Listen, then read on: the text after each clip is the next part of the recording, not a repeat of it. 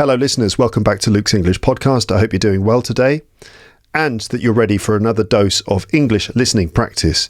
So this time it's another conversation episode and my guest today is my friend Ian Moore. It's actually the third time he's been on the podcast.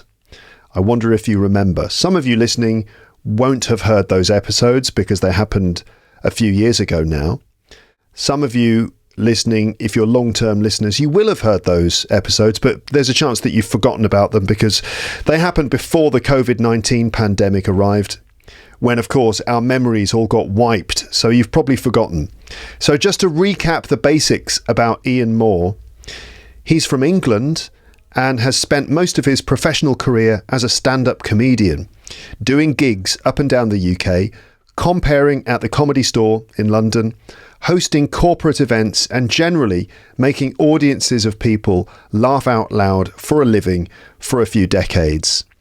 Ian's onstage persona is quite dry, he's sarcastic, he's very conversational and always very funny. Some years ago, Ian and his wife decided to have a total change of scene and move from England to the Loire Valley in central France. And this had always been a dream of Ian's wife, who is half English and half French. And she convinced Ian, without too much trouble, that he could live in rural French bliss while also commuting back to the UK every weekend to continue his stand-up career. And that's what they did, and that's what Ian has been doing for the last couple of decades, living with his family and various animals in the French countryside, running a B&B, that's a bed and breakfast, okay, a B&B. That's a sort of guest house for tourists, okay, a place where you have your home and you open up part of it to guests who come in, like a kind of like a hotel, but not quite as formal as a hotel. So that's a B&B, a bed and breakfast. So they've been living in the French countryside, running a B&B, while Ian has also been pursuing his other life of stand-up comedy in England. And this juxtaposition of these two things, of Ian, who is normally quite an urban English guy living out in the French countryside, this juxtaposition has been very fruitful for his comedy and for his writing career as well. In recent years, Ian has also transitioned to writing and has written quite a lot of books, both fiction and non-fiction, featuring the idea of an Englishman in the French countryside. These days, the writing of books has taken over from the stand-up comedy as Ian's main vocation, and writing fictional murder mysteries is now his main professional preoccupation. Ian writes two kinds of crime novel. The first is a series of what is called Cosy crime fiction. Now, Ian talks about this during the episode, but basically Cosy crime fiction is a genre of crime story, crime fiction or murder mystery. It's a genre of murder mystery which is not too dark. There's not a lot of violence and sex. Any sex and violence that happens in the story is never explicitly described. The detective in each story in the cozy crime genre is normally an amateur rather than a professional, just an amateur person who ends up finding themselves trying to solve some sort of murder mystery. So they're normally quite light, quite funny, quite light-hearted, and generally sort of the sort of thing that make you feel good, even though they are about murder mysteries. So he's written 3 of these cozy murder mysteries: Death and Croissant, Death and Fromage, and Death at the Chateau. So obviously, there's the French theme in there, the croissants, the fromage, the chateau. So that's the Cosy Murder Mystery series.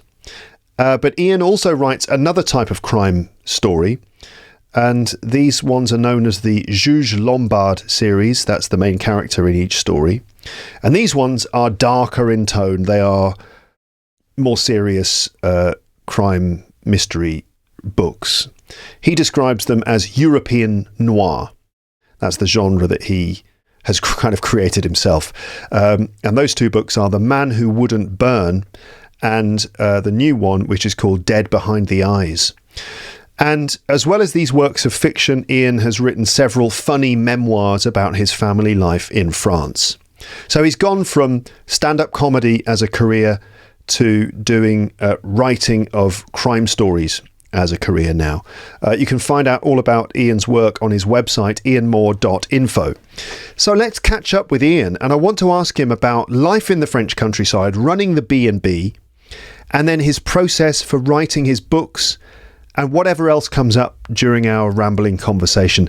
I hope that you find it interesting, especially the bits about writing, coming up with ideas, finding the discipline to write thousands of words every day, and how murder mystery stories are created. And by the way, this conversation is just like totally natural, not graded for any particular language level, not really graded for a specific level of English.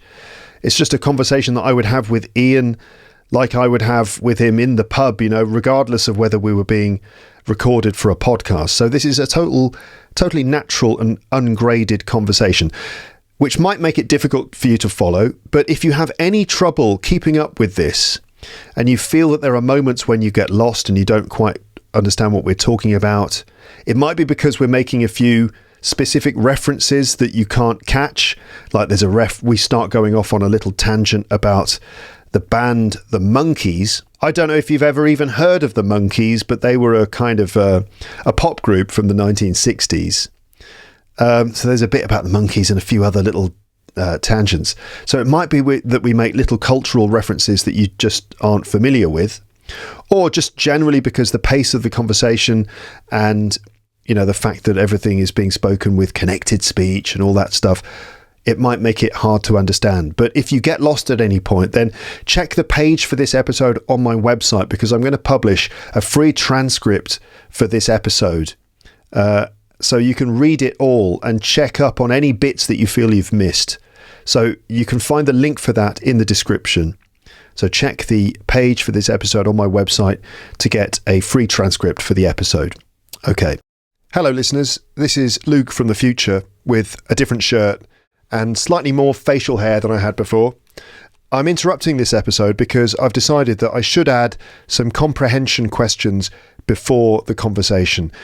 Adding this is definitely going to extend the length of the episode a little bit. Sorry about that, but I promise I've been making a real effort recently to stop doing incredibly long introductions to my episodes, and yet here I am doing it again. But I hope you forgive me, because I do have good intentions with this one to help support your listening comprehension, because I think this conversation might be a bit difficult to follow. So here are some questions to help you focus on the content of this conversation. As you listen, see if you can find answers to these things. You could consider this as a listening test if you like, but really it's just supposed to be a way for me to help you and to, at the end, summarize some of the main points in this conversation when I go through the answers to these questions, and that way you can check what you've understood. You can find these questions on the PDF included in the transcript. I probably have too many questions here, to be honest, and you won't be able to remember them all, but it's okay. Just remember what you can, and in any case, these questions are a sort of roadmap of the conversation which hopefully will help you follow it all. So here are those comprehension questions. See if you can find answers to these questions as you listen. So number 1, how does Ian feel about the period between 2010 and 2023? 2010 to 2023, how does Ian feel about that period? Second question, why do I laugh when he says, well, I needed the rest? So he says, well, I needed the rest, and I laugh. Why? Third, how was Ian's COVID lockdown period? How did it affect his life? Did he have a good lockdown, bad lockdown? How was it for him, and how did it affect his life? Number 4, why did Ian have to stop travelling to the UK to perform stand-up comedy every weekend? Why did he have to stop going to the UK to do stand-up? Question 5, was Ian fed up with stand-up? Meaning, was he unhappy with it? Did he not like it? How did he feel about it? Was he fed up with it? 6, has it been difficult for Ian to stop doing stand-up comedy? Why or why not? Okay. Number 7, how did Ian feel about doing comedy gigs on Zoom during the COVID lockdown? So let me just explain that question. Zoom, this is a video conferencing software. Of course, during the COVID lockdown, there were restrictions in place, so people couldn't go out to comedy shows. So a lot of comedy shows got cancelled. So professional comedians did a lot of online shows. That's basically where it's the same as doing a comedy show, but it's on Zoom. So the comedians in front of their computer, doing the comedy into the camera, into the microphone, and the audience, wherever they are watching on Zoom. So that's a Zoom gig. A gig is like a comedy show. Can be a music show as well, but in this case, a comedy show. So how did Ian feel about doing comedy gigs on Zoom during the COVID lockdown? Number 8, Ian did one particular corporate gig on Zoom during COVID. Did it go well or did it go badly? How did he know? So a corporate gig, that's where you do a comedy show for a company.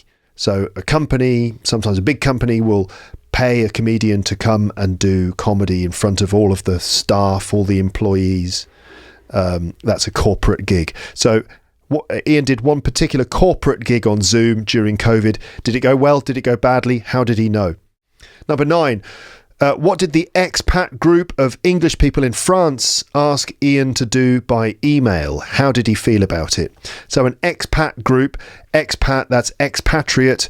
So an expat group is a group of expatriates. Expatriates are people who've moved from one country to another country and they're now living there. Okay, so interestingly enough, we call people who've moved from England to live in France, we call these people expatriates. We don't call them immigrants. Interesting that, but anyway, so lots of English people live in France, and a lot of people move there, perhaps in their retirement to go and have a more relaxed life with better weather, maybe. And you often find these groups of expats in little communities. So the expat group, this group of English people who'd moved to France, this group asked Ian to do something by email. How did Ian feel about it? Number 10, what do the local French people think of Ian when he speaks French? Number 11, what does Ian tell people about his accent in France? What choice does he give them? For example, if he ever does a stand-up show in French, what is it that he says at the beginning about his accent? He gives people a choice. What is it? Number 12, what happened to the 3 goats Ian talks about? Goats are animals that you would find on the farm. They go meh, meh, meh. Right, now they're not sheep, they're goats. They're similar to sheep, but they don't have loads of wool all over them and they have horns on their heads. These are goats. They're known for eating anything. So Ian had 3 goats. What happened to them? Number 13, how does his wife feel about this? How does she feel about what happened to the 3 goats? Number 14, what's the difference between being a stand-up comedian and the host of a bed and breakfast guest house? What's the difference between those 2 jobs?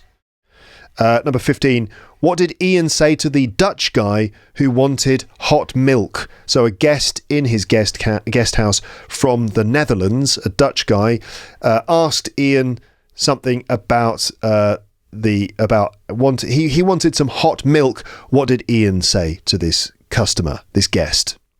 Number 16, was Ian a good host? Was he a good host of the guest house?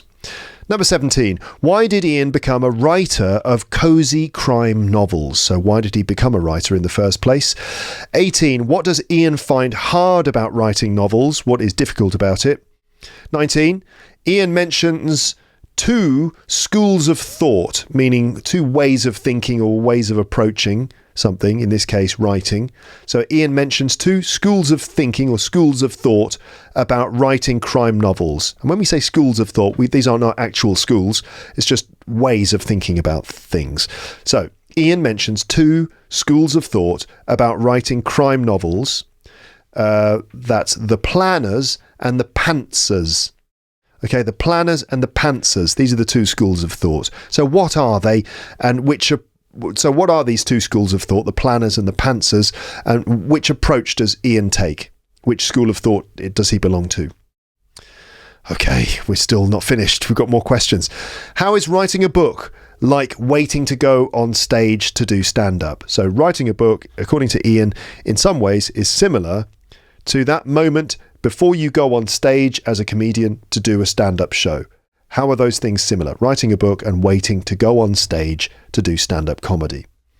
Number 21, when and where does Ian work best? So what time of day and in what kind of location does Ian work best? And I say work best, I mean write his books. Number 22, what does Ian say about sending himself emails? He says something about sending himself emails. What's that? Number 23, we've just got a few more questions. What's different about how Ian writes books and how he used to write stand-up? So he writes books and used to write stand-up in slightly different ways. What's the difference? Number 24, how do we end up talking about the Monkees? So there's that band I mentioned again. How do we end up talking about that? Number 25, what is the connection between David Bowie and the Monkees? David Bowie and the Monkees. What's the connection that is mentioned by Ian? Number 26. Why does Ian mention a particular car? That car is the 1979 Renault Alpine, a kind of French sports car, a vintage French sports car. So why does Ian mention the 1979 Renault Alpine? 27. Is writing a crime story just like solving a jigsaw puzzle? And a jigsaw puzzle is one of those things that's basically a big picture and it's been cut up into lots of different pieces and you have to put all the pieces back together to create the picture again. That is a jigsaw puzzle. So is writing a crime story just like solving a jigsaw puzzle? Why and why not? And number 28, how is writing murder mysteries like a game? How is it similar to a game in some way? And finally, what does Ian prefer about writing compared to stand-up? What is it that he prefers about the writing compared to doing stand-up? Now, obviously that's a lot of questions and you might not be able to remember them all, but if you were motivated enough or if you could be bothered, you could check out the PDF and you could see all the questions and you could kind of like look at the PDF, look at the questions and consider those things, have them in front of you, if you like, while you listen to this, if you want to. There's no pressure, you don't have to do that. But anyway, okay, those are the comprehension questions and I will give answers to those at the end of the conversation. So, without any further ado, let's get into it and talk to Ian Moore once again on the podcast. And here we go. Ian, hello. Welcome back onto my podcast. Very nice to be back, Luke. I'm trying to remember the other day how long it's been. Was it pre-COVID? It was pre-COVID. It was 2019, I think. Good Lord. The year before COVID. I've completely lost track of years. There's a whole period between 2010 and I think 2023, which it just feels like I was in a coma. I just have a complete blank. That's a long coma, 2010 to 2023. Yeah. Well, I needed the rest. Yeah.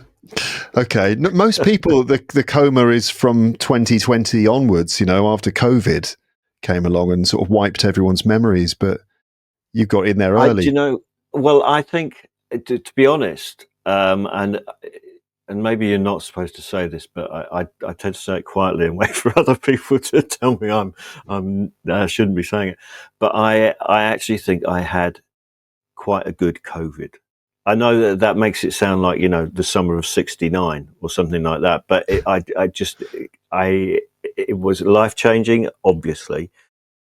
But for me, quite positively, I got away with it, I was ill, obviously, and had long COVID for a bit. But I mean, in terms of the changes I had to make in my life because of COVID,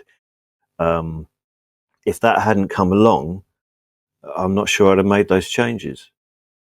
Because previously you were commuting to the UK to do stand-up comedy. I was actually going to ask you about this anyway, that your lifestyle before was that you're there in the south, in the centre of France-ish, in the Loire Valley, and then regularly going to England on the Eurostar, to do Every stand-up weekend. comedy every weekend, every single weekend. Off you go to England to do stand-up. Yeah. You're traveling around the country and whatever on Yeah. stage, and then COVID arrives and you're not even allowed to leave the house. Yeah. So It how did was that great. affect you? It was great, was it?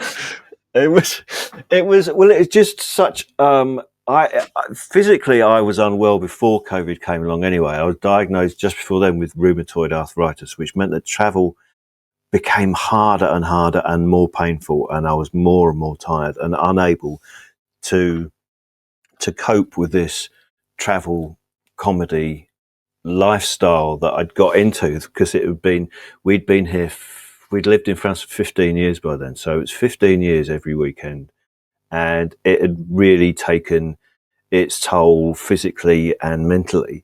But I couldn't let the stand up go. I was too terrified to, to take that leap, if you like. I knew I had to. I knew I had to cut down, or just, concentrate on the corporates, which I have done.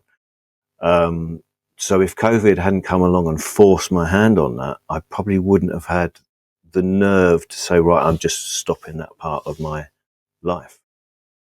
Yeah. So was it primarily the health issues and stuff that made you decide to stop doing Yeah. stand-up, or were you kind of fed up with it?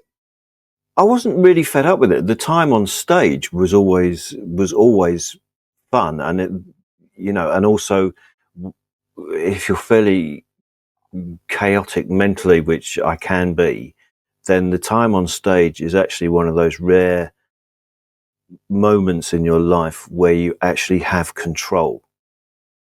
And that's it sounds ridiculous to say, but stand up was very relaxing.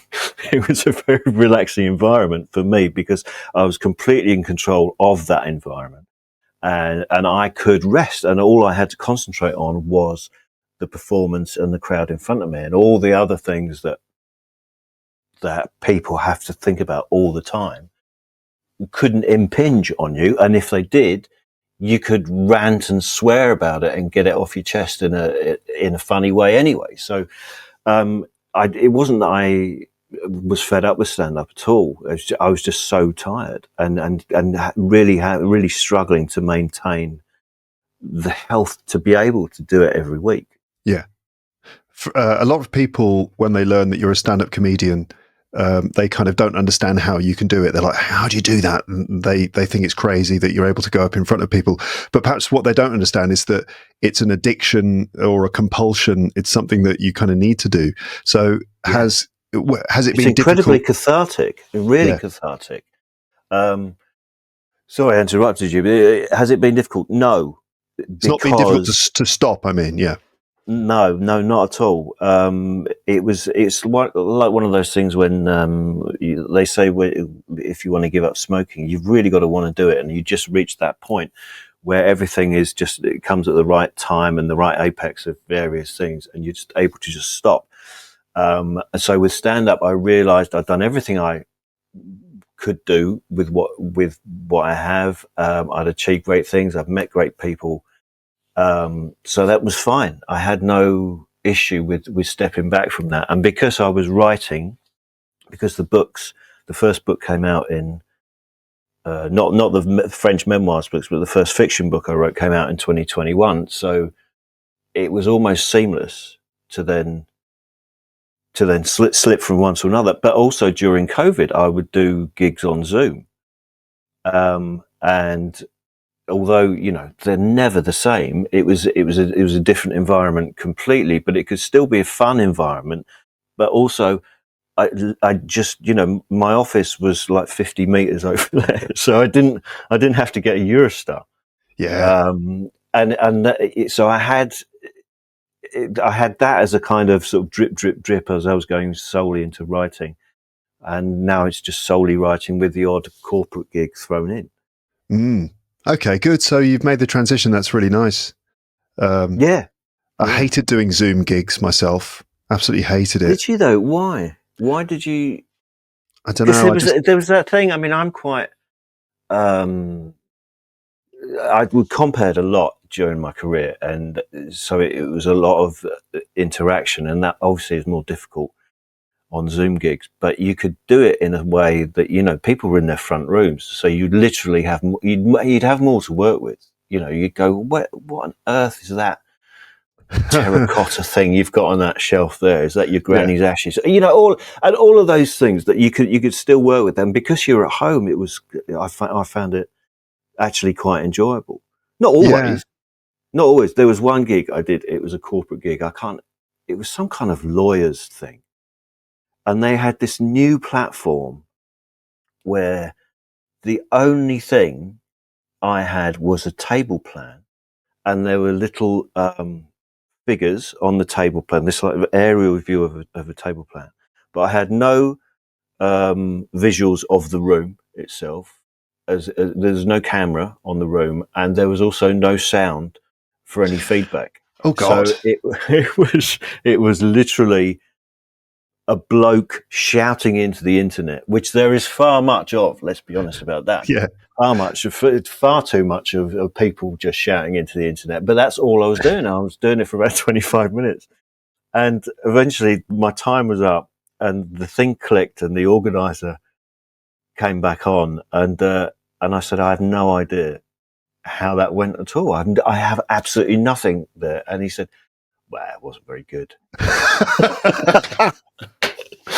Okay. All right, thanks for that. You still got paid though, I suppose, right? Yes, I did. Yeah. Well, that's all right then, I guess.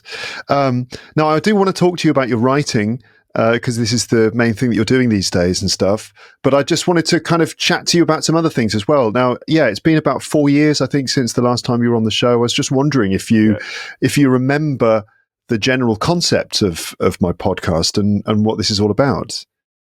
Do you remember? It's about what language learning, isn't it? Yeah, it's about learning English specifically. Yes, yeah, of course. So all my listeners are out my there. accent not good enough? No, I was just wondering, because I thought that would be a way to kind of get into it. You live in France, and so do you spend much time speaking English to the local people, or not? I mean, you're kind of in the sticks compared to me. I'm in Paris, and completely. I find myself speaking a lot more English, and obviously as an English teacher, I do as well. But out there in the countryside, do people speak English? People. Really? It's only me. There's no. There have been a few other expats over the years, but they kind of went home, or just didn't stay in contact with them. There was a group of expats who got in contact with me. We'd only been here a few months. We'd been here nearly a year. That was it. So we moved in January, and then I got an email from this local expat group in about November time, saying we hear you travel back to the UK a lot. Here's our Christmas shopping list. If you can bring back like 4 dozen crackers and an unsmoked gammon joint, and I'd never met these people at all. And this was my first contact with them. I just emailed them back and I just said, I'm really, good luck to you and all of that. I did not move out to rural France to join in your Christmas cracker parade. I'm just not, that's not me, Merry Christmas. Don't ever talk to me again. So there's nobody, I speak a lot of English because this is an English house, even though my wife's half French. My 2 youngest sons, both born over here. So everybody's fluent. I'm not. My wife appallingly said that I'm fluent recently, which is just a terrifying notion, which means that people test you out. But we speak English all the time. So there's apart from that, if I step out the front door, it's French. So you never speak English to the local French people? No. Okay. No, they don't understand it. I mean, my hairdresser, she's retired now, but she would occasionally, if we were having a conversation, she'd then go, "Oh, I know the English for that word," and that would be about it. Yeah. Okay. And when you speak French to French people, how do they react to that? How do they react? There's that moment, isn't there, when they look at you like a cockatoo looks at a mirror in its cage, and the head sort of cocks to one side, and they look, and you've lost them. You thought you were doing quite well, but you've gone. It's like running when you're unfit. Your legs have gone too quick for your body, and you start falling over, and you lose all confidence. Um, I'm pretty good in a situation that I know I have to prepare for, like like lawyers or accountants or things like that.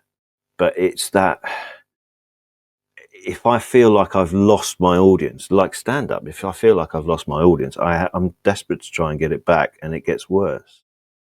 Hmm. So I think people think I'm just a bit eccentric. Yeah. Okay. Well, that's all right. Um, Yeah, there it are might. worse things to be considered. Yeah. Yeah. That's true. Plus, you're very well dressed, and I think that probably makes a huge difference. Oh yeah, yeah. I mean, for years they could just kind of call me Monsieur So British. That was just, oh look, it's Monsieur So British, and that was how they kind of hailed me. Yeah. Perfect. When I speak French to people, they just instantly reply to me in English, and I'm not Well, sure how to that's feel. Paris, though, isn't it? Yeah. I mean, that is Paris, and um, there's a sense that they're helping you. It's whereas really, you'd just like to be rewarded with an actual French response to make it sound like you've actually got through to them in I some know way. the old stereotype is that people in Paris don't want to speak English, and everyone just responds to you in French and pretends not to understand your English. But this is not true anymore. No, People do speak English, and in fact, they refuse to speak to you in French unless your French is perfect. yeah, So absolutely. it's almost like it's still rude, but it's the other way around. Yeah, They're but speaking English to you, there's but you different. Yeah, it's a kind of helpful rude, isn't it? I yeah. remember because I was having not a row as such, but I was having this kind of lively conversation with a waiter in Paris, and we were both so stubborn in our conversation in that he would only speak English and I would only speak French, and we're just both refusing to back down on this. Ridiculous That is situation. bizarre, isn't it? It's a bizarre situation. That happens to me quite a lot, yeah, where I have to force the conversation towards French and they're desperate to do it in English because they've Yeah. spent all this time at school being told that speaking English is so important and all that kind of thing. Hmm. Yeah. Oh, Um, definitely. But I mean, my accent also is really quite poor. And I do this when I've done stand up in French. I will say at the top of the show, look, you can either have the words or the accent, but the chances of both occurring at the same time are fairly slim. yeah, yeah. Um, so in the French countryside, you live in. Is it a farmhouse? Is it It's actually a farmhouse? No, well, it would have been once. The actual property has two big barn conversions, and we have some livestock, though that has diminished greatly over the last period. We did have three goats, and then one goat died on the 23rd of December. He'd been ill for some time. Yeah, Popcorn. He'd been ill for some time, and then on the 27th of December, his twin brother Chewbacca, he died as well. And then really. on the 29th of December, the other goat, Bambi, died. And it's really strange with goats. They're such sociable animals amongst themselves, what I mean. Yeah. So that when Popcorn died, his twin brother was so heartbroken and affected by it, he just decided to stop living. Wow. And then the third goat, when the other two had gone, made the same decision and just decided to stop living. Utterly, and in a way, my wife is absolutely heartbroken about this, but in a way, it's even more tragic knowing that that was the reason that two of them just Yeah. went, I'm switching off. What's the point? And that Wow. and that they're able to do that. Yeah, that's It bizarre, was isn't it? it's quite an astonishing thing to watch, really. Yeah. Oh, Just how the light awful. goes out in the eyes. It's Yeah, really. And just a matter of yeah, days. yeah, or three in a week. Wow. That's really strange. Yeah, Um, yeah. Sorry to bring the mood down. It's all right. Very So there you dark go. moment there in Christmas time. The Yeah, loss well, of it was, you know. the Fortunately, domino my three effect. sons were here, so I didn't actually have to dig any graves. Oh yeah, of They, course. they decided that I'm too old and feeble with my arthritic joints, Yeah, you so wouldn't. they did all that, and I just directed. Yeah, okay, good. Yeah, so you used to run a B&B guest house there, but it's Yeah, closed for business. Is this right? it is. It is close. In fact, it's like I said, the property has two big barn conversions, and the B&B, the chambre d'hôte, as they call it in France, which is very different. It's actually quite a different thing between a chambre d'hôte and B&B. I think in B&B in English it has these connotations of quite private and quite austere places that you stay in, whereas a chambre d'hôte in France, it's more of a convivial thing, and you know, guests will meet each other and whatever and chat over breakfast and all of that business. But it was horrendous. You were the host running the guest house, and you would have sort of people coming to stay, guests, Yeah, and you've told me before that you absolutely hated it. Why? I think part of the problem was that it was part of the problem is that it is an invasion. Once you open up, even though it's a separate building, once you open up your property to people, that does feel like an invasion. It does, you know, even though it was my idea. It was supposed to be a kind of we decided on this pre-COVID. It was going to help me reduce my travel. That it would be part of the income Mm. that I would run this thing. But what you realise is that, you know, 20 years of being a stand-up comedian does not prepare you for a role in hospitality because you just tend to say the first thing that comes into your head, and if people behave badly, I'll tell them they behave badly, and that's, you know, I made no attempt to try and water things down. In the end, towards the end, it was decided that I should be retired from the whole meet and greet aspect of the business. Yeah, really. That I, Yeah, that because I would serve breakfast, and that was it. they are quite opposite skill sets, really, aren't they? Doing stand up and hosting a guest house. The thing about Especially if you're quite, I'm not morose, or I'm not even sort of deadpan, but I am sharp. I am very dry and sarcastic. So you can't. That's my instinct, and it was too ingrained to tread on that. You know, I mean, I remember there was a Dutch bloke this summer with his family, and he said, I just came in because with breakfast, I just serve it before everybody got up, and then just flit in and out, Mhm. and try not to make eye contact or anything like that. A lot of a lot of our reviews for the B&B complimented me on my discretion, which just meant I didn't want to see you. I just didn't want to be there. Yeah. But this Dutch bloke, he said, I wandered into the salon, and he said, "So, do you serve hot milk?" And I just went, "Mate, there's the milk, there's the microwave. See what you can rustle up, chef, eh?" And he Funny. just he looked at me, and I knew then that was it. This has to stop. This has Mm. to stop. I have to. It just didn't enjoy it. Because Didn't enjoy it at all. in stand up, you can be pretty direct and quite rude to people, really, because the situation allows it. Because you've got this big group of people, and you can That's kind the of dynamic, isn't it? yeah, you Yeah, can say some very direct, rude thing about one person on the front row, and the entire room loves it, yeah, and they all yeah. laugh. But then, yeah, when you're hosting a guest house, When you absolutely can't do that. But it must have been an instinct for you when it you were was just engaging with the it's public. my survival instinct, and you know, and you realise the big difference, like you said, there is that the rest of the room is with you in a comedy show. Well, the rest of the room really isn't with you if you're a rude host Yeah, at a B&B. So it became something that almost was giving me sleepless nights, that I just couldn't stand it.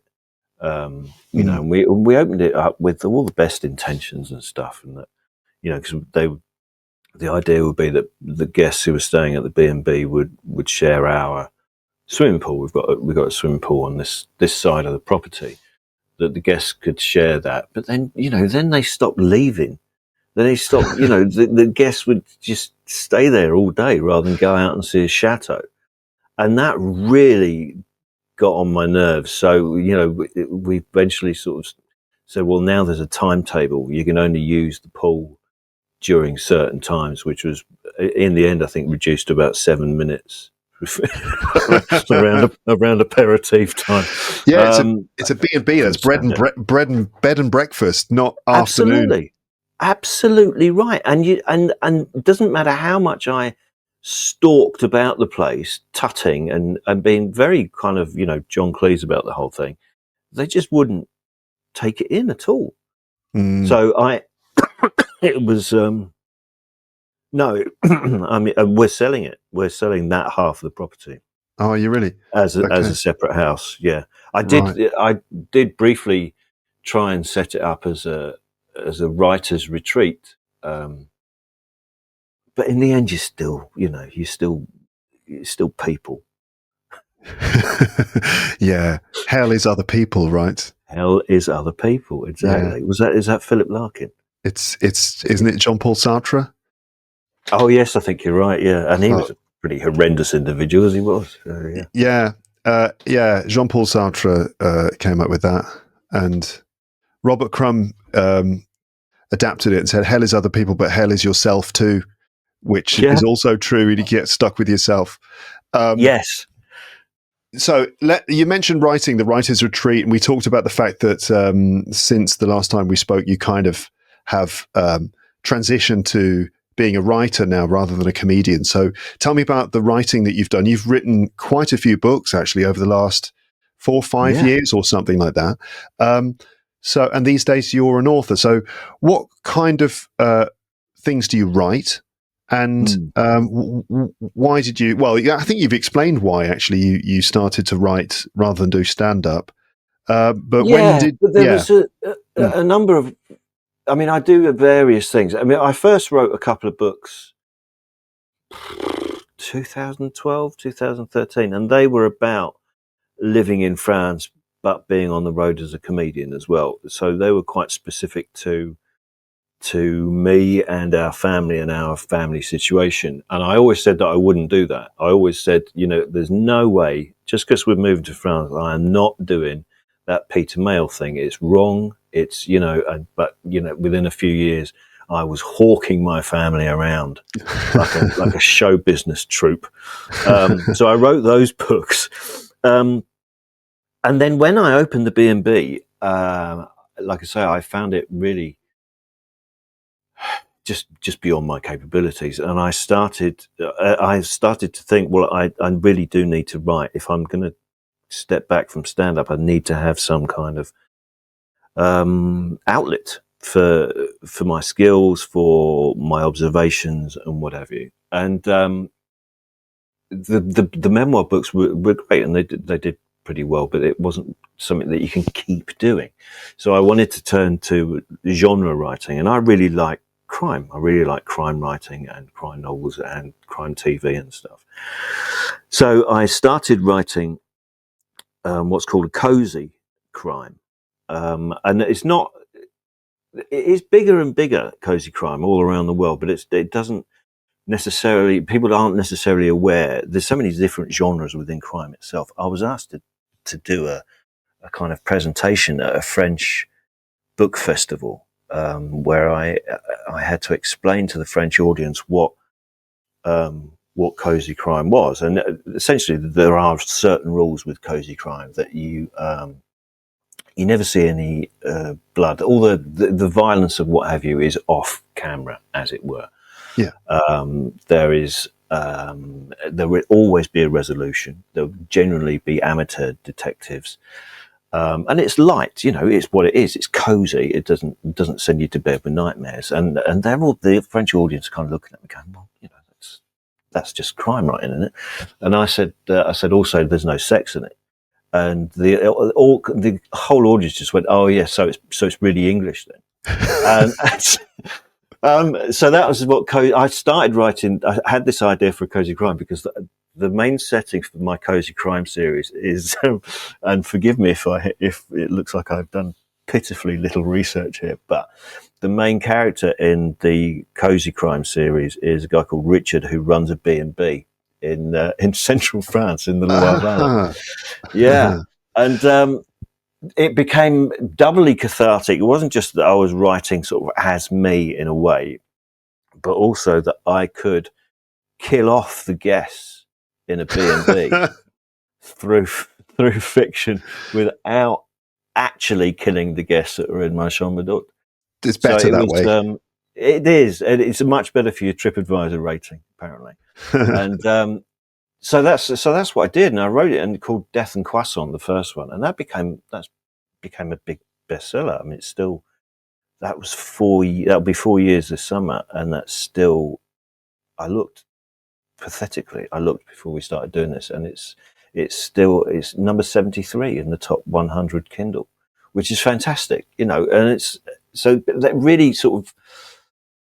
For whatever reason, I got very lucky with my timing because it came out just around the time that Richard Osman's first one came out. So suddenly, cozy crime was this big thing that everybody was talking about. So I was very lucky in that respect. And then I'm the fifth one of those comes out this summer. So I do one of those a year. And then the publisher of that one went.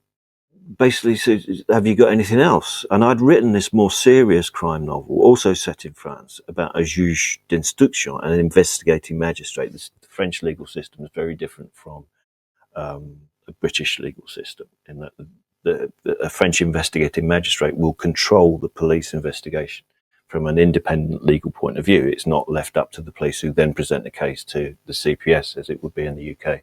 And I'd written this book and tried to sell it, self-publish it, and try to do it that way, which was really hard. I realized very early on just how hard self-publishing is, because you have to work harder on the marketing than you do on the writing, and I just didn't have the time for that. So I withdrew that. But the publisher that published the Cozy Crime series said, well, let's have a look at it. And so they published it, and then they've contracted me for 4. Really? 2 books a year I write. Right, so that is very productive, very prolific. Yeah. People always say that writing a novel is extremely hard. Is it as hard as people say? Sometimes it is, sometimes it isn't. It's literally, you have a bad day at work, you have a good day at work. If you've got the idea and you've got a certain amount of discipline, then that's fine. But it depends. It depends also what you think is hard. I don't have any problem yet in coming up with the ideas or writing the dialogue, for instance, or all that, because the 2 series are quite separate. But what I do find hard sometimes is if, like, for instance, I'm supposed to do a chapter tomorrow, which is chapter 20 in the book, and it's all mapped out on my whiteboard behind me. Mm-hmm. And I feel slightly less motivated to write that now, because it almost feels like just joining the dots, just colouring in, because it needs to be that heavily plotted, that chapter, because there's so much in it, but you feel like you've done the work almost. So that I find quite hard. But I don't find the loneliness of it hard at all, because, stand-up has always been like that for me anyway, and travelling on my own. So I'm used to all of that. It's just about self-motivation, and if it's your job, you've got to do it. Yeah.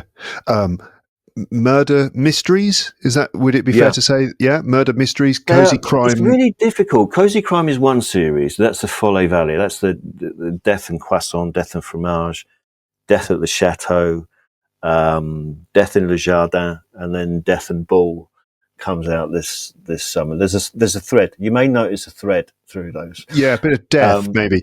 Death Yeah, and what? there's a bit of death. What's the fifth one again? Death and Boule.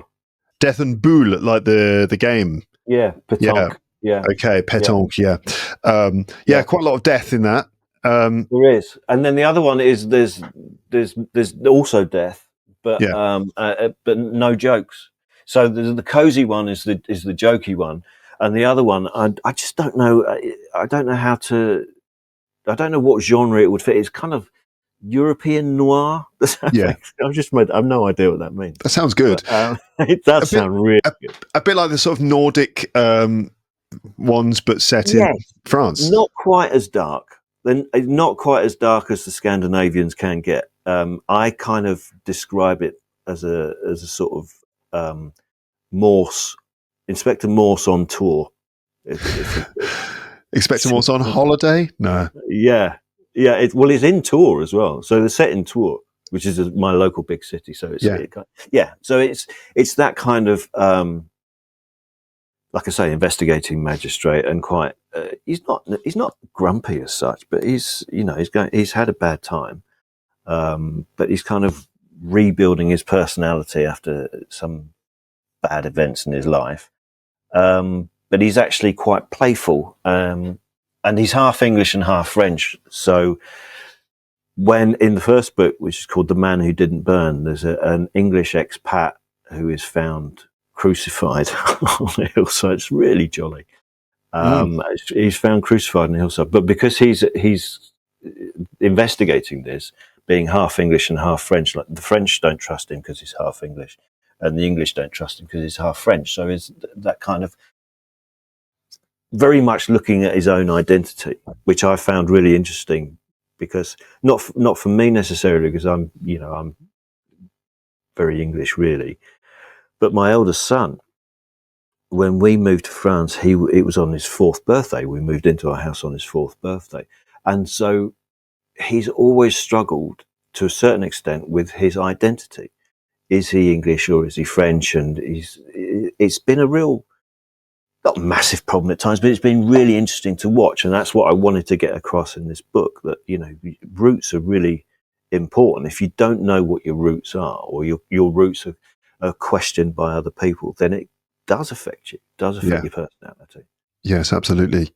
So these sorts of stories are very often very tightly plotted, right? There's a lot of twists and turns, and the way that the storyline is set up to kind of surprise the reader. I always find it amazing that people write that kind of thing. I mean, what is your process? Do you have a particular process to, first of all, actually getting all of the work done, but secondly, dealing with the twists and turns of a plot, and then actually filling all the, joining the dots, as you say? It's really interesting, that, because there tends to be two schools of thinking in terms of crime writers. There is one school which are the plotters, and the other school which are the pantsers. They're called the pantsers, which means basically you're just flying on the seat of your pants. You have no idea what's happening or where it's going. And I tend to be a bit of both, because I want to know the story beforehand. I want to know pretty much the story arc. I don't always know who did it right at the start, but I want to know why someone was killed. As for intricate little plot details and twists and turns and stuff like that, I don't know how you can plot everything in advance, because you can be typing away and you've got two characters having a conversation, and suddenly something will come to you and you go, that would be a great twist there. But you can't just say you're on, I don't know, word count 45,000 out of 75,000, but you can't just come up with that on 45,000 and not have any hint of it in the first 45,000. So you're writing that there, and then you're making notes, and you've still got the whole plot in your head up to that point.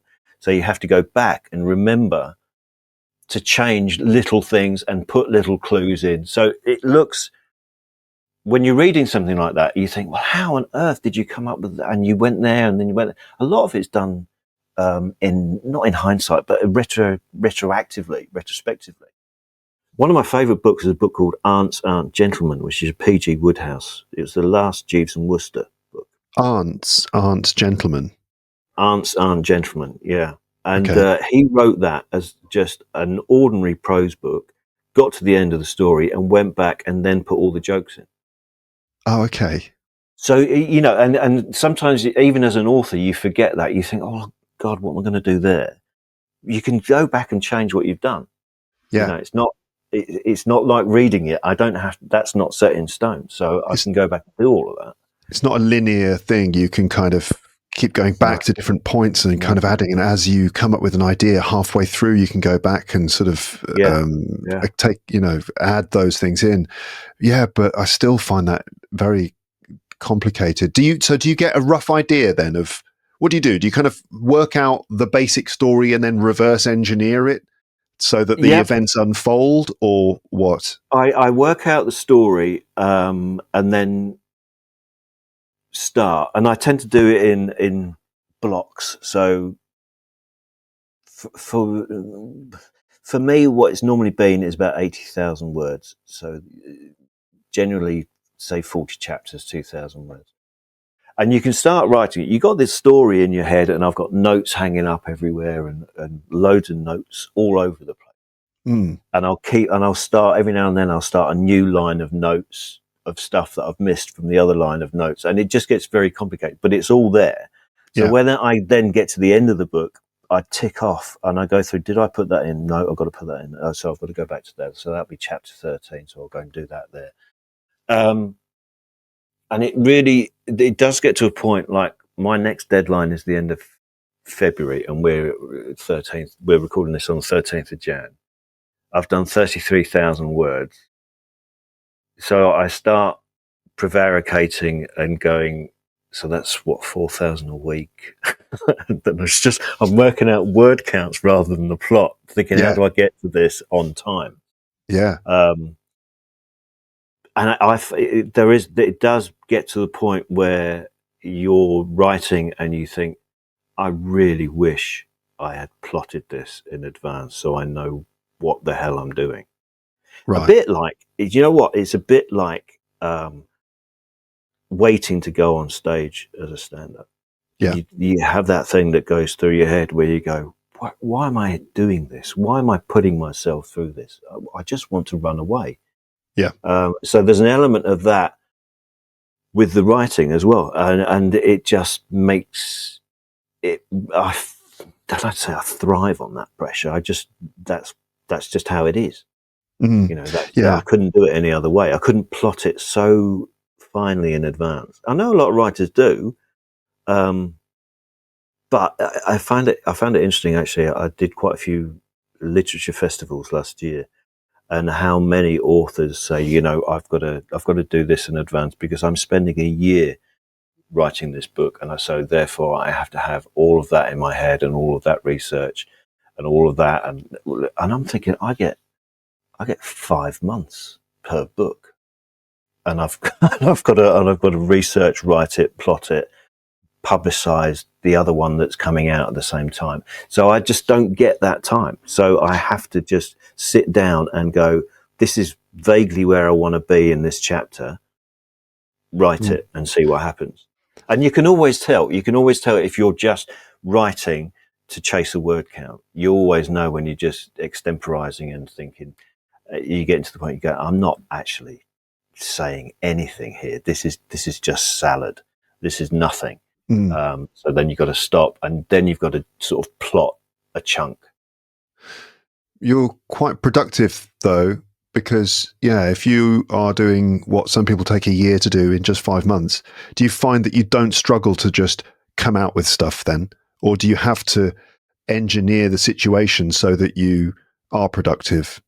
No, I mean, I'm pretty disciplined. That I know when I work well, and that is in the morning. Um, but I also kind of, because I spent so many years traveling, I also became really good at writing on trains. And I find the rhythm of writing on trains is very helpful, and I can just create this bubble. So, like for instance, last Thursday, I'd reached a kind of impasse in the book that I'm writing now, and I got on a train and I went to tour and I walked around the area that I'm writing about, and I did 1,000 words on the train there. I did my research, and then I did 1,000 words in the pub in tour, waiting to get the train home again. So it was, if you can do that and be productive, it's actually a really nice way to do it, rather than being stuck in my office as I am now. Different times of the day, different locations. Absolutely. Just change it up. Just really, like Tuesday mornings, what I like doing on a Tuesday morning is my wife will get up early and go to work. And as long as she hasn't disturbed the dogs, I can stay in bed and I'll write in bed until about 11 o'clock. Again, it's just a change of environment, and it tends to work a lot. I do quite a lot at my desk here, but it's not the only place. Yeah. And it can't be, it just can't be. I have to do quite a lot of writing for my podcast as well in various ways. And I find that if I go to a cafe, I'm so much more productive because there's far more distraction at home, isn't there? Because, it's your home. So you've got your DVDs. I've got my kettle there. I've got my bag of chocolate eclairs that I'll be writing and go, oh, do you know what? I really fancy a chocolate eclair. Whereas there isn't a chocolate eclair option if you're on a train, unless you brought them with you. So there's far more distraction at home than there is if you can get out. Mm. Do you have a different approach to writing your books to writing stand-up? Is it do the ideas come differently? Do you write them down differently? No, I'm a sort of aggressive note taker. So I will make notes constantly, and I'll send myself emails. Like if I'm out walking the dogs, I will get lots of ideas doing that, and I will send myself an email. And it's a pathetic sight of this middle-aged man walking his dogs, and he's tapping into his phone. Yeah. And then I put the phone in my pocket, and then my phone will beep, and I'll pick it up and go, "Oh wait, it must be an email," and it is because I've just sent myself a bloody email. And I go through this every single time. And I might send myself 4 emails on a dog walk. So I look like Jacques Tati wandering around the fields of rural France. But the biggest difference between writing stand-up and writing books is that I sit down writing books. I used to stand up when I wrote stand-up. I don't, it's not very visual, this, but I mean, this is a sort of triangle gabled office. My old office is the same sort of style, and I had blackboards painted onto the walls so that I would walk up and down my office and I would make notes about stand-up, but I'd try and get the rhythm of the stand-up without having to sit down and put it into prose and then rehearse it and all of that. It would come out almost fully formed. Yeah. Whereas with books, I sit down. Apparently Hemingway stood up with his typewriter. He stood up and typed standing up. Really? It's interesting because he had fighting off bulls and stuff, eating pigeons and whatever. He had a very particular sort of style, didn't he? Very direct, quite short, brief sentences. Maybe that's something to do with what happens when you stand up. You're like, I can't write a full sentence. I need to. I'm too tired. Pain in his back. So just wanted to get it done. It's weird how people do it, different things, but I mean that's the beauty of having a laptop, is that I can just you can just go anywhere, can't you? So with a typewriter, it would have been quite tricky. Standing up. If you, I mean, I can stand up with a laptop sort of in my arm like that, like something out of Star Trek or something. But you can't do that with a typewriter. No, you could try, but it's you're going to drop it on your foot, aren't you? And then you're going to have to sit down. A lot of Tipex. A lot of Tipex is going to get used. Yeah, God, Tipex. No one uses Tipex anymore, do they? And you know who invented Tipex? Do you know this? Mr. Dave Tipex. No, Mike Nesmith's mum. Mike Nesmith. Mike Nesmith of the Monkees. His mum invented Tipex. Wow. That is quite a fact. Mike Nesmith. Listeners, I don't know if I know exactly who this is. This is one of the guys in the Monkees, that band that were created after the Beatles. Sort of first artificial boy band. And they were supposed to be the American answer to the Beatles. and he was the lead singer. He also went because he went on and he became a solo artist in the early 70s, and those are really good albums, really folk rock albums. Yeah, the Monkees are interesting because they were actually kind of artists in their own right who were, I think, something like answered an advertisement for a boy band, and these were people who were already on the scene, and they were brought together to create this band. But Peter Jones was English, and he was in Coronation Street, and he had no musical ability at all, but he looked quite cute. Yeah, that was it. That's all we had. Well, they're all right, the Monkees. I quite like a lot of their stuff. Not that they actually recorded the instruments in the studio, I think. Well, they did, because Peter Tork was a very talented musician. He was a really talented musician. Mickey Dolenz, I'm not sure he did. I think he did play the drums, and Nesmith played guitar. But Davy Jones just shoved maracas around. Yeah, it's apart from being in the Monkees, probably his other greatest claim to fame, and apart from being in Coronation Street, was that David Bowie had to change his name because of David Jones. David Bowie's real name is David Jones, and because there was a Dave Jones in the Monkees, David Jones had to change his name to David Bowie. That got very confusing halfway through that, and I'm not sure. We lost everyone. Makes any sense. We've lost them all. Wait a minute. I thought we were talking about his books. Who's David Jones and what's going on? I've got a couple of questions from a friend of mine called Fabio, who does a podcast called Stolaroid Stories, and he's very interested in writing. Right. And he does a lot of stuff about writing. So a couple of questions from him. One is, what have you learned from the process of writing a book? Have you learned anything about yourself or about the world? It's really interesting, because the two series that I do, like I said, one's very light and one is darker, not completely dark, but darker. And I am a very different person when I'm writing the different books. I am lighter as a human being when I'm writing the Cosy, because they're quite breezy and they're quite fun, and I'm constantly in my head working on comedic situations.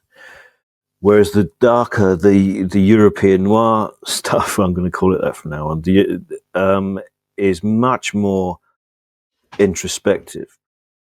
And I've spent a lot of time reading psychology books and philosophical books as well, because I wanted to get the character of Jules Lombard absolutely right, that he is inquisitive about life now, having been surrounded by death for so long. And I wanted to make sure that I knew that. But what that inevitably means is that I am researching pretty heavy topics most of the time when I'm writing a Lombard. And, my wife, on many an occasion, my wife has just gone, "You haven't heard a word I've said, have you? You've got your Lombard face on. I can tell you're in a different world." Whereas that doesn't happen with the Cosies, So yeah, okay. I've learned not just a lot about myself, but just a lot, because especially with crime genre writing of any kind, I think, is that you really can't be lazy, because people really will pick you up if you have the slightest thing wrong. There was, in which book was it? I think it was Death and Fromage.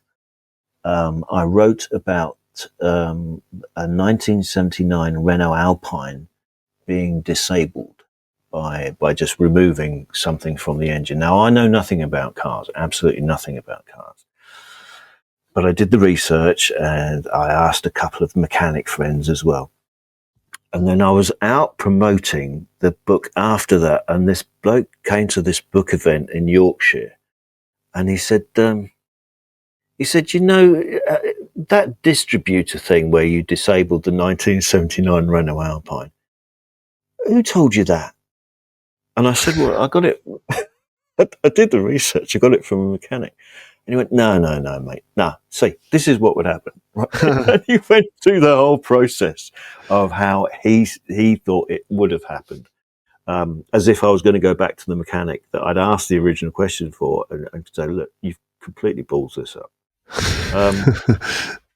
So you learn an awful lot, but you learn an awful lot about yourself being on your own. In terms of, you learn an awful lot about yourself being a stand-up as well. It just, if you spend that much time on your own and you're having to create all the time, you are constantly looking within yourself for the next idea. Always, there's, and that's like so many jobs, teaching. My wife was saying this the other day. It's exactly the same. That there's no opportunity to switch off at all. You are constantly on. 7 days, 24 hours. Yeah, and I knew this morning when I got up and knew that I was supposed to be writing chapter 20, and I was awake from about 3 o'clock going, right, that should happen, that should go there, this description, I really like this line, I wrote this down. There's a 3 a.m. post-it note. No decorations, a sure sign that it took itself too seriously.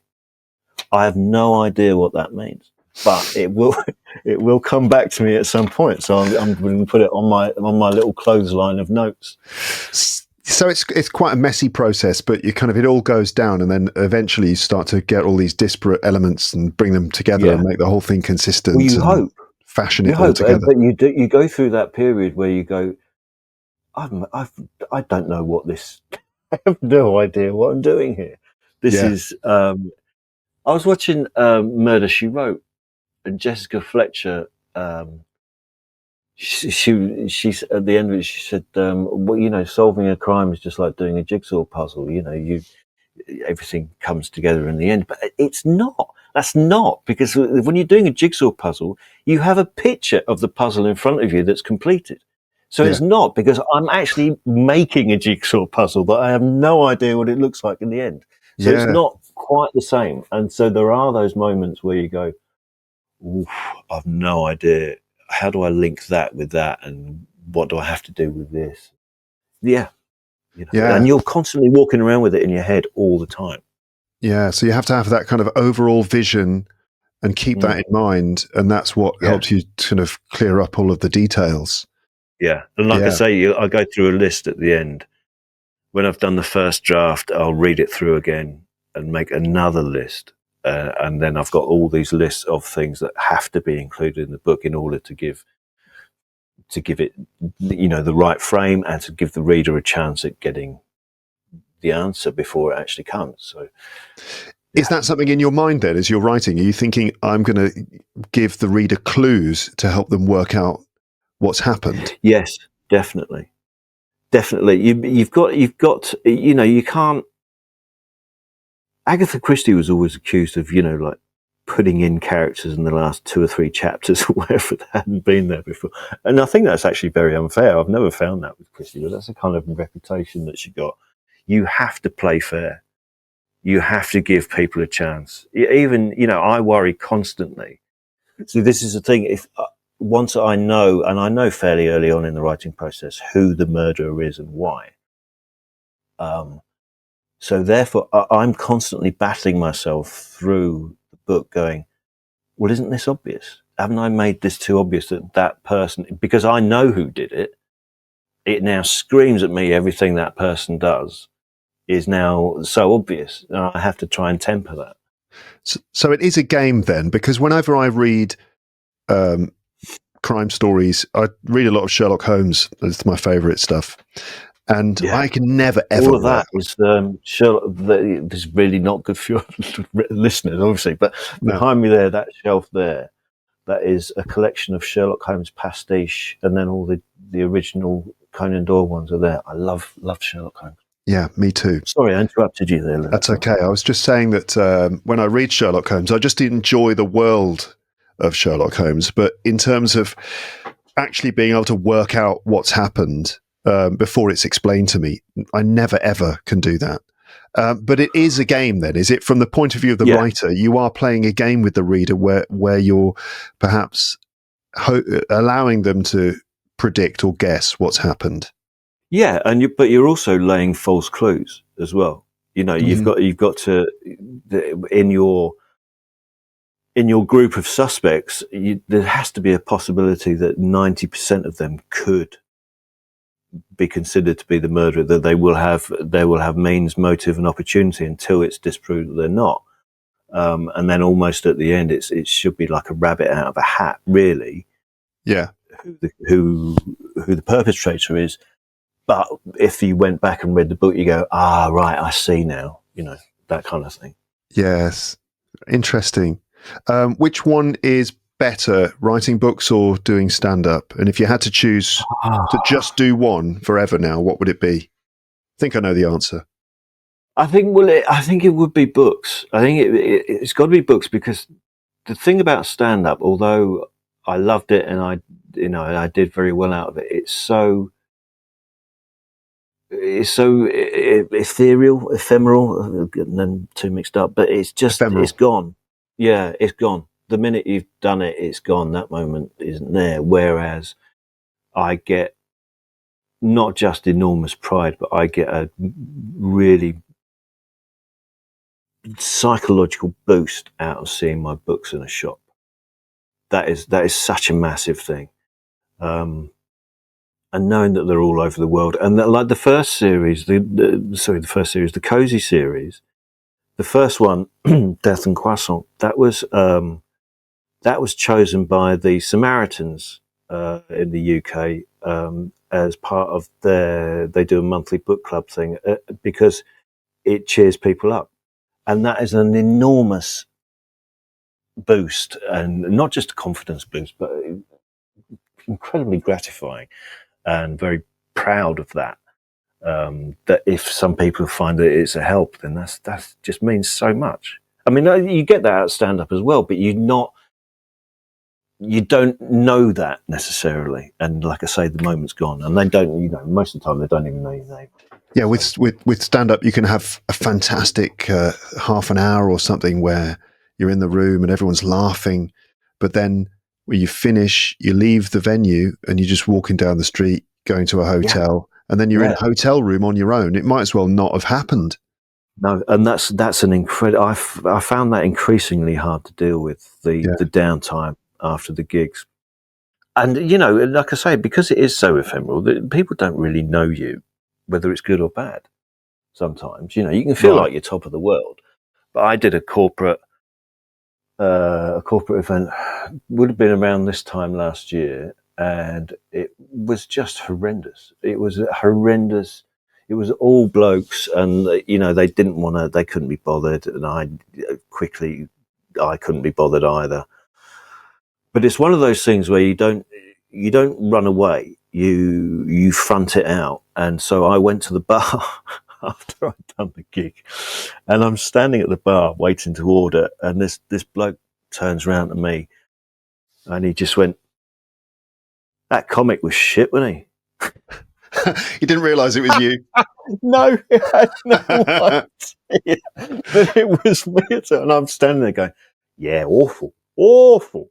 And so it really doesn't mean that much, you know. And whereas books really have this physical quality that I prefer. Yeah, they're so much more permanent, which can be, it's great. Yeah, I totally understand. Again, it's a similar thing being a teacher, that you can spend lots of time in the classroom in front of people who are your students for a few weeks. Because, you know, I'm not as a school teacher, but as a language teacher, teaching adults, people come and spend a few weeks with you, and then they're just off, you know, you never see them again. So that's very ephemeral as well. It's exactly the same, yeah, but it is. I mean, you know, I don't write books, but doing a podcast is a bit more permanent, because at least I've got my list of episodes that are always there, you know.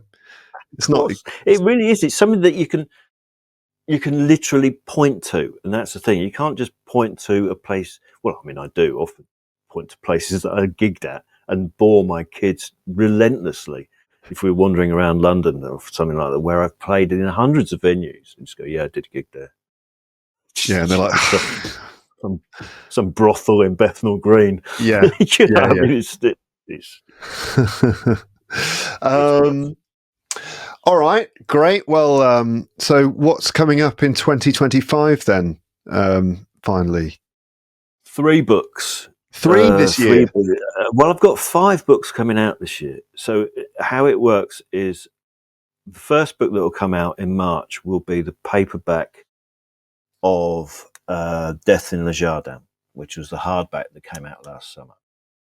Then I've got 2 books coming out in June. The hardback of Death and Ball, firstly, but then also, remember those memoirs I said I wrote years ago? They've been re-released. So the second one is being re-released this June as well. So that's I can't even remember what it's called. Yeah, but they've changed the title because à la mode became Vive le Chaos, and C'est magnifique. It's C'est la vie, I think it's called now.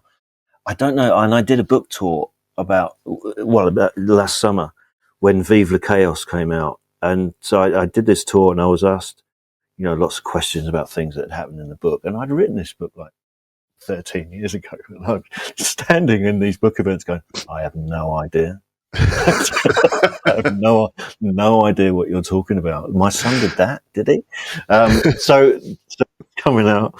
And then the book I'm writing now, which the word count is 34,000. That comes out in October. And that's called The Cry of the Immortals. That's a serious one. That's a serious one, yeah. And then the paperback of Dead Behind the Eyes, which is the second in the Lombard series, comes out, I think, in November. Okay. It's all go. Yeah. A lot of writing to do. Well, great. I'm glad that the books are being well received and that, new ones keep arriving. You keep coming up with ideas. This is great. Well done. Yeah. Keep it going. Wonderful. It's really exciting, though. I mean, I'm incredibly privileged to be able to do that. Just sit here in my triangular garret in the Loire Valley and just bang out books. It's, it's what I always wanted. Yeah, so, you're living the dream. I am living the dream. I'll remind myself of that when I can't think of a plot point tomorrow. Yeah, just remember you're living the dream. Okay. Yeah. All right. Well, great. Thanks so much for talking to me and my audience again. And just all the best for the writing and fantastic. Keep writing books. It's brilliant. Yeah. And hopefully, like the Cosy series the TV rights has been bought for that. So hopefully something concrete with that will come out in the next few months. A TV series based on the Cosy crime stories. Yeah. Great. Yeah. That's going to be on. Is that British TV, French TV? It'll be the producer is the same people who put Agatha Raisin out on Sky TV in the UK. But he's looking for a French TV partner, so it would, which would make sense, So yeah, totally. That's the plan with that. All right, brilliant. Okay, well, excellent. Have a lovely afternoon, and I don't know if you're going to get some more work done now. If the afternoon, you write in the morning normally. Yeah, probably not. I mean, no. Good. Just the snooker's on. Yeah, cup of tea and watch some snooker. Sounds perfect. Yeah, that's what I'll do. Okay. All right, mate. Nice one. Thanks very much. Thanks, Luke. Thanks very much indeed. Cheers. Right. Thank you very much again to Ian for being a guest on the podcast for the 3rd time. Now, before I do my usual ending ramble bit, I just need to give you the answers to the comprehension questions which I set at the beginning of this episode. Remember them? Loads of questions which you probably couldn't remember. I don't know. Did you manage to answer any of them?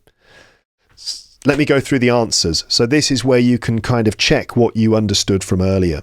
Let's go through the questions and answer them. So question 1, how does Ian feel about the period between 2010 and 2023? He can't remember that period. He says he can't remember it. He's lost track of years. If you lose track of something, it means that you just sort of like lose a sense of it. You lose your awareness of it. You just can't really remember it very well. He's lost track of years. We typically say to lose track of time. For example, I'll be teaching in a classroom and I'll look at my watch and go, oh my God, wow, it's nearly the end of the lesson. Wow, I completely lost track of time. Meaning you lose that sense of what time it is. Ian said that he'd lost track of years of his life. He feels like he was in a coma. A coma is a sort of a condition, physical sort of health condition, where you are completely unconscious for quite a long time. It can be quite a long time. A coma is a prolonged state of deep unconsciousness caused especially by severe injury or illness. So if someone has a really bad accident, they might end up in a coma, which is like a form of deep unconsciousness, often the result of severe trauma, physical trauma. So if Ian joked that he felt like he'd been in a coma for the last 15 years or something. He said that he has a complete blank. So when he tries to remember the last sort of decade or so, he just can't really remember any of it, which is a thing that happens, as you get older. Secondly, why do I laugh when he says, well, I needed the rest? This is because he said he felt like he was in a coma, and I said, wow, that's a long coma. And he joked, well, I needed the rest. Okay. It was funny at the time. Number 3, how was Ian's COVID lockdown period? How did it affect his life? Well, he feels a bit guilty admitting it, but he had quite a good time during lockdown. He did catch COVID and long COVID, which is a form of COVID-19 in which the symptoms last for a long time. So he did get that. So that obviously wasn't great. That wasn't good, but it gave him a chance to make certain changes in his life. So overall, the COVID lockdown was quite good because it allowed him to make changes in his life. Number 4, why did Ian have to stop travelling to the UK to perform stand-up comedy every weekend? So before COVID, he was diagnosed with rheumatoid arthritis, which is a medical condition in which the joints in your body, right? The joints, that's the parts of the body that where bones meet each other and your body bends, right? Your elbows, knees, the joints in your hands and fingers, your wrists, these are your joints. So rheumatoid arthritis involves getting very swollen joints. It's very painful and uncomfortable, and it restricts your movement, and you can be very uncomfortable a lot of the time. So sort of staying in hotel rooms and things and traveling around is really not very convenient. So before COVID, he was diagnosed with rheumatoid arthritis, so traveling and staying in hotels became too painful. He couldn't cope with the lifestyle anymore. Number 5, was Ian fed up with stand-up? No, he wasn't. He loved the time on stage because it was, strangely enough, a peaceful moment for him when he could be alone with his thoughts and had total control of the situation. He found it cathartic because he could express his emotions and frustrations. So he was not fed up with it. Number 6, has it been difficult for Ian to stop doing stand-up? Why or why not? No, it hasn't been difficult to stop. He felt it was time to stop and he wanted to stop, so it's been easy. So even though he's not fed up with it, he's decided that it was the right time to stop. So it's been easy to stop. When you feel like the time has come, then it's easy. It's a bit like smoking. When you feel like, okay, that's it now, I'm done with this, then you can give up quite easily. Same thing with stand-up. He feels he's achieved everything he could achieve with stand-up, so it's okay to do something else now. Number 7, how did Ian feel about doing comedy gigs on Zoom during the COVID lockdown? He thought it was not the same as on stage, but you could still have fun. You could, for example, make fun of people's living rooms because you'd end up in their, you could see their living rooms, so you can kind of make fun of the things in their rooms. And he liked not having to travel to gigs. It was in his home, so he didn't have to travel. Personally, my experience of doing Zoom gigs was not good because I couldn't get any feedback from the audience. I like feeling the reaction from the audience and responding to it. And with Zoom, you don't get any of that, so it's a bit odd. I mean, it shouldn't be that weird for me doing Zoom gigs. It's not dissimilar to doing a podcast in a way. Number 8, Ian did one particular corporate gig on Zoom during COVID. Did it go well or badly? How did he know? Well, he didn't know during the show if it was going well or badly, because all he could see was a table plan. He couldn't see the faces of any of the people watching the show online. Everyone had their cameras and microphones switched off. He just ranted into the computer. That's where you kind of talk for a long time on your own, maybe in a kind of an angry way, which can be a funny style of doing stand-up, if you're just kind of like complaining about something and making it funny. So he just ranted into the computer, and when it was finished, he told the organizer he had no idea how it went, and the guy said, well, it wasn't very good. Number 9, what did the expat group of English in France people, or the expat group of English people in France, ask Ian to do, and how did he feel about it? As soon as he joined the group, I suppose it's some sort of online group or email list or something. As soon as he joined the group, they emailed him to ask him to buy some things from England when he went there. Maybe he said to them, I'm going to England. And they were like, oh, since you're going to England, could you buy some things for us? And they gave him a shopping list of things they wanted, including Christmas dinner ingredients and Christmas crackers. Christmas crackers are like sort of fun things that we have at the dinner table at Christmas time. They're made of paper, you pull them, they go crack, and a little toy comes out. Ian refused and told them he didn't want to be part of it. And I quote, good luck to you and all that, but I did not move out to rural France to join in your Christmas cracker parade. That's just not me. Merry Christmas, don't ever talk to me again. Number 10. What do the local French people think of Ian when he speaks French? Well, they look at him weirdly, a bit like a bird looking in a mirror. They kind of cock their head to one side and look at him a bit weirdly. And he knows that he's lost them, and then his confidence drops. I know how he feels. Number 11. What does Ian tell people about his accent in French? What choice does he give them? Well, he says to them that they can have the words or the accent, but not both. Number 12. What happened to the 3 goats Ian talks about? Well, sadly, they died, one after the other. The first one died because it was sick. The second one, and that was the twin brother of the first, died because it was heartbroken by the death of his brother. And the third one decided not to live anymore because she was alone. So weirdly, these goats just gave up on life and died. The first one died because it was sick, but the other 2 just kind of decided to stop living because they were lonely, which is a very sad story. 13. How does his wife feel about this? She's heartbroken, understandably. I think Ian's wife is the one who adopts these animals in their countryside house, and she cares for the animals a lot. So the way that these 3 goats died in quick succession in just a week was obviously very heartbreaking for her. Number 14. What's the difference between being a stand-up comedian and the host of a B&B guest house? Well, being a comedian, you can be quite rude, making jokes about people in the room, saying exactly what you think and breaking the normal social rules. That's during a show, of course. But as the host of a guest house, you have to be very polite all the time. Number 15. What did Ian say to the Dutch guy who wanted hot milk? He told him, there's the milk, there's the microwave. See what you can rustle up, chef. So to rustle something up means to prepare something with limited resources, like cooking a dinner with limited ingredients. You might say, well, I'll see what I can rustle up. Basically, to prepare something with limited ingredients. There's the microwave, there's the milk. See what you can manage to do.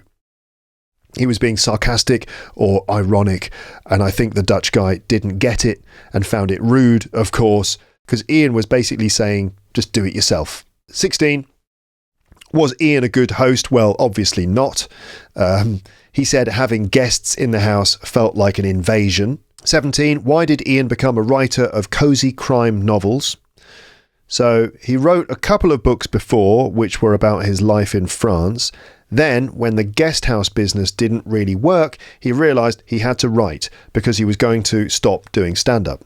Specifically about cosy crime, he likes the genre of crime writing, and cosy crime is getting bigger and bigger in terms of popularity in the world.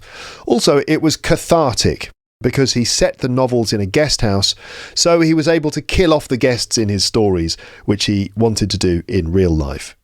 If something is cathartic, it means it allows you to release certain feelings which may be built up inside you. Okay?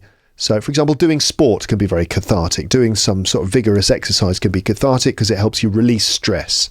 In this case, it was cathartic for Ian because all of these sort of resentment and negativity that Ian, and frustration that was building up inside him about having to deal with these people who were coming into his home and asking for warm milk and other things, it's annoyed him so much that being able to write these stories in which there were murders being committed in a guest house and the guests were in fact the ones being killed.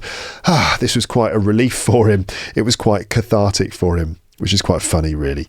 Number 18. What does Ian find hard about writing novels?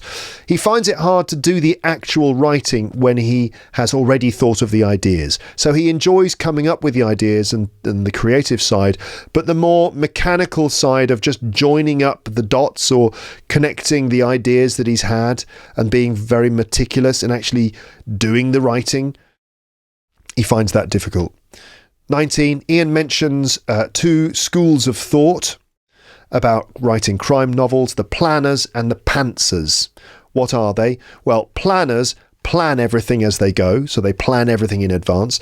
And pantsers, that means that they fly by the seat of their pants. So in the word pantsers, you've got the word pants. Your pants are your underpants in English, and the idiom to fly by the seat of your pants means to just kind of improvise and make it up as you go along. Imagine, for example, if I went into an English lesson and I had no lesson plan at all, I would just say, well, I'm just going to fly by the seat of my pants. It's quite an informal one. I wouldn't say that to the students. I wouldn't say, hello, welcome to the English lesson today. There's no lesson plan, so I'm going to just fly by the seat of my pants on this one. I wouldn't say that. I might say that to one of my colleagues who I'm kind of friends with. Go, well, we've got no lesson plan. God, it's a nightmare. I don't know. I'm just going to have to fly by the seat of my pants, I suppose. What I'd say to the students would be, so this is going to be a freestyle lesson, which means that we've got no specific aim. So instead, the focus will be on responding to your English needs as they occur in the moment, otherwise known as flying by the seat of my pants, which can actually be a genuinely good approach to an English lesson, I have to say. Improvising, being willing to kind of deviate from a plan and respond to the needs of learners in front of you as they occur is a perfectly good way of teaching. Referring to it as flying by the seat of your pants seems to suggest a sort of unprofessionalism, which actually, might not be the case when you're essentially using the dogma teaching approach, which is a academically recognised approach to teaching. Anyway, so planners plan everything in advance, and pantsers fly by the seat of their pants, which means they make it up as they go along. Ian, as a writer, is a combination of the two. I think he seems to be more of a pantser and enjoys that side more than the necessary planning and organisational work of putting a book together. So he's more on the side of being a pantser, I think. He talked about how you write it, you kind of make things up a bit as you go along, but you have to make sure that you go back and make sure everything makes sense. He writes ideas in a fairly sporadic way, and then he kind of goes through a checklist and making sure that he's included all of those ideas, which often means going back to stuff that he's written and making changes to it. But he also has an overall vision of the storyline, which he plans in advance, but then the details, it's a bit more granular, let's say. Number 20, how is writing a book like waiting to go on stage to do stand-up? So he says that you think to yourself, why am I putting myself through this? Meaning, why am I making myself have this difficult experience? Especially when he's in the middle of writing a book and everything has become quite messy. So just before you go on stage as a stand-up comedian, you're feeling nervous and you're looking at this audience of people and thinking, I can't believe I'm going to have to go out and make them laugh. I must be insane. Why am I doing this to myself? This feels horrible. And then you go on stage and it's all right. But often it feels horrible and painful and, uncomfortable. Similarly, I suppose when you're in the middle of writing a book like that, you might feel the same way. Why am I doing this to myself? Number 21. When and where does Ian work best? He says that he works in the morning. He works best on trains. He writes really well when he's on a train for some reason. And on Tuesday mornings when his wife goes out early, and he can write in bed until about 11 o'clock, as long as the dogs have not been disturbed. Number 22, what does Ian say about sending himself emails? Well, when he's out walking the dogs, if he gets an idea, he writes it in an email to himself, and then he forgets that he's written himself an email, and his phone pings, it goes ding, and he checks the email. And if someone saw him, they would think he was a pathetic sight, like some sort of middle-aged man who doesn't know what he's doing, standing in a field with his dogs, checking his phone and being surprised to have received an email until he realises it's the email that he just sent to himself. Number 23, what's different about how Ian writes books and how he used to write stand-up? Well, he sits down when he writes books, but stands up to write stand-up comedy. Number 24, how do we end up talking about the monkeys? Well, Ian mentions Tipp-Ex, which is a kind of white correctional fluid that you use to correct mistakes when you're writing on paper or using an old typewriter. Do you know Tipp-Ex? So let's say you're typing on an old typewriter or you're writing on paper with a pen and you make a mistake. You can't rub it out with an eraser, so you have to get that little pot of Tipp-Ex and you open up the cap and there's a little paintbrush and you kind of paint some white stuff onto the page. That's Tipp-Ex, correctional fluid. So Ian mentions Tipp-Ex at some point because we're talking about writing, and then he tells me that the person who invented Tipp-Ex was the mother of a member of the group The Monkees. So Mike Nesmith, one of the members of The Monkees, his mum invented Tipp-Ex. So it's just a fun fact which sent us off on a bit of a tangent about The Monkees. Number 25, what is the connection between David Bowie and The Monkees? Well, Davy Jones was a member of The Monkees. He was one of the singers in the band. And David Bowie, his original name is David Jones. So he changed his name to David Bowie. He had to change his name when he started his career in music because there was already another David Jones on the scene, and that was the one from The Monkees. So David Jones from The Monkees was the reason why David Bowie changed his name to David Bowie. Number 26. Why does Ian mention the 1979 Renault Alpine? That's that French sports car. He mentions this because it's an example of how you have to get specific details exactly right in his books, or he has to.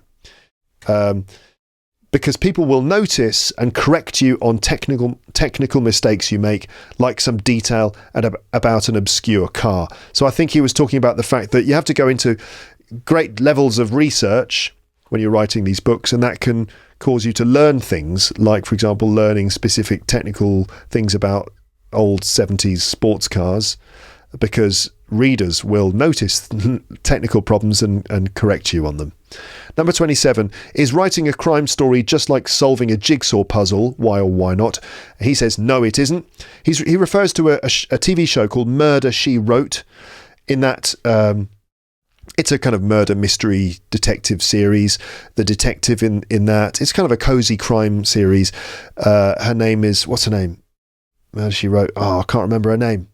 Ian mentioned it in the episode. Anyway, she's a writer and she sits writing stories on her typewriter, and also she solves crimes. And Jessica Fletcher, is that her name? Anyway, she says in the show that solving a crime or maybe writing a crime story is like solving a jigsaw puzzle, but Ian disagrees, because when you're solving a jigsaw, you have the complete picture in front of you. It's on the front of the box. But when you're writing or solving a crime, you don't have the picture. You're making it up yourself. Number 28, how is writing murder mysteries like a game? Well, for Ian, it is like a game because you're playing a game with the reader. So you leave clues for the reader to give them a chance to guess who committed the murder. And the reader maybe can work it out, unless you're me, because I can never do that. Number 29, what does Ian prefer about writing compared to stand-up? He prefers the fact that the work is more permanent. Stand-up comedy is quite ephemeral. It doesn't last. When the show is over, it's all gone. It doesn't really matter either, really. But writing is more permanent, and he likes that about it. Okay, so there you go. I hope that helped. Remember, you can read all of this on the episode transcript. Link in the show notes. Okay, so now let's go back a few weeks to when I had recently shaved. The sun was shining outside my window, unlike today when it's grey, and I was wearing a different shirt. And when I did the proper ending to this episode, so let's do that now. Okay, ladies and gentlemen, that was my guest, Ian Moore, back on the podcast for the third time. If you'd like to listen to the other episodes, and they're actually very funny, because Ian talks about his struggles with learning English, his struggles with learning French, and there's a particularly funny story that he tells about the French citizenship test and what it was like doing the language test for that.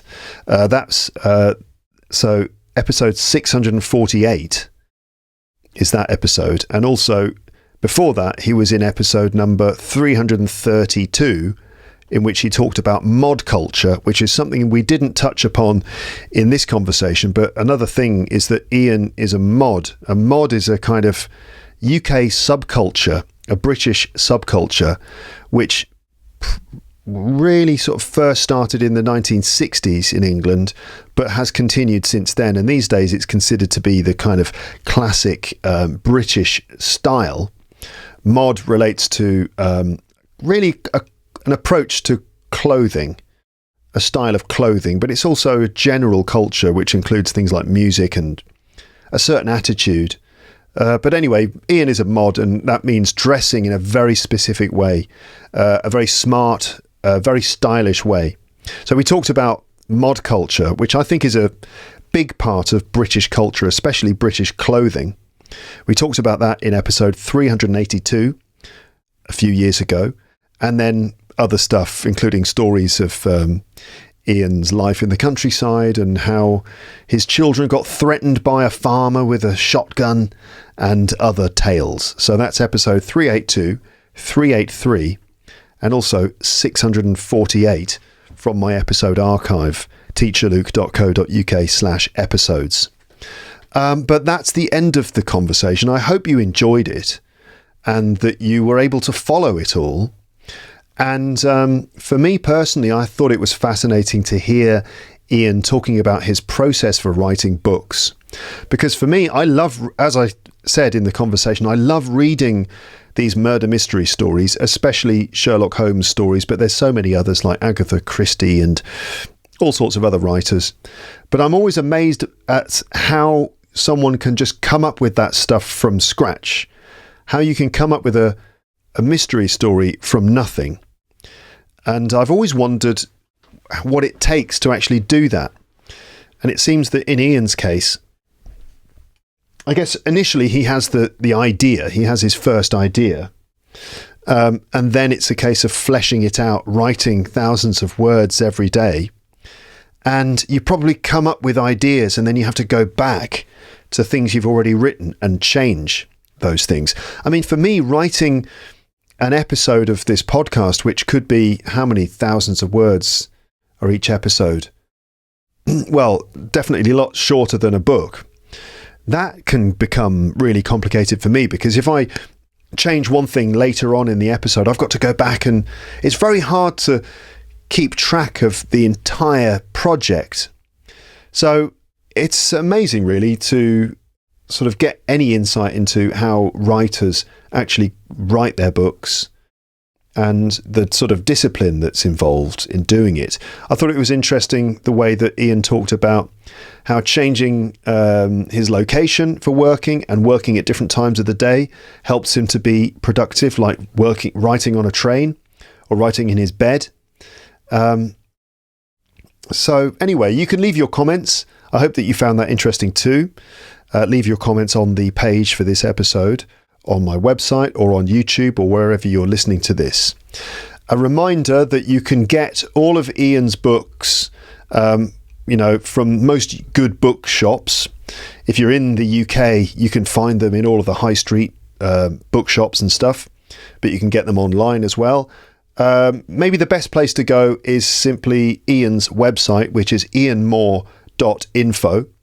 ianmore.info, that's where you can find out about all of his books and all the other work he does, and you can get yourself copies of them. I think the Cosy Crime Mysteries would be the right kind of thing to read in English if you want to find some sort of enjoyable, funny mystery stories to practice your English. Then that could be a good thing to buy.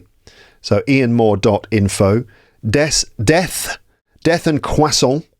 Death and croissants. I don't know how do you say croissant in your language? A croissant is a kind of pastry. It's a French pastry that's sort of in a kind of crescent shape. It's basically made of butter and butter, as far as I can tell. Kate Billington explained how a croissant was made on this podcast at some point, but it's pastry and butter with a bit of extra butter baked in the oven. Absolutely delicious. So that's a French thing. Death and Croissants. That's the first book in the series, the Cosy Crime series. What do you call a croissant in your language? Or at least, how do you say croissant in your language? That's in England, people call them croissants. Croissants, really. But in French, they're pronounced croissant. So death and croissants, death and fromage, which means death and cheese, and death at the chateau, which is like death at the castle kind of thing. So check out ianmore.info for info about Ian Moore, surprisingly, but also his books and his other work. And he also wanted me to say that the B&B that he talked about is for sale, by the way. Not his entire home, but the building that he used as the B&B, that is available for purchase. One of those buildings and the garden, they're both up for sale. So if you're interested in buying a B&B in the Loire Valley, then get in touch. And as well as that, he also wanted me to let you know that he has a full-size antique snooker table. Do you know snooker? It's a kind of parlour game. Is it English? Is it just English? I know it's very popular in China, but snooker is like billiards. It's a game where you have a big table covered in a green fabric, and there are pockets in the corners and on the sides of the table and balls on the table, and you have these long wooden cues, and you hit the balls with the cue and you have to put the balls in the pockets. It's a bit like pool in America, although everywhere now as well, pool, but the tables are much bigger and the rules are a bit more complicated. So anyway, Ian has got an antique snooker table, which he's trying to get rid of. He can't get rid of it. In fact, he's not just selling it. I think he's willing to just give it away. So again, if you are in the Loire Valley and you want a big antique snooker table, full size, then get in touch, because Ian has got one and he's trying to get rid of it. Okay. All right then. Don't forget, you could get a transcript for this episode by checking my website. Check the page for this episode on my website and you'll find a PDF transcript there. So if there are things that you'd like to check up on, you can go through the transcript and have a look and think, what did he say then? What was that? What was that word? I didn't catch that. What was that anecdote? I didn't get that. What's going on? What is going on? You can check the PDF and see the stuff in writing, and, maybe check those things in the usual online dictionaries or whatever. That could be useful. But anyway, I hope you enjoyed this particular episode as your chance to do some more authentic listening in English. Get in touch with your comments. And if you want a snooker table, or indeed the entire building, and the garden, then get in touch as well. We'll do some sort of deal. We'll work something out. I'll speak to you again in the next episode, but for now, it's just time for me to say goodbye. Bye. Bye. Bye. Bye. Bye.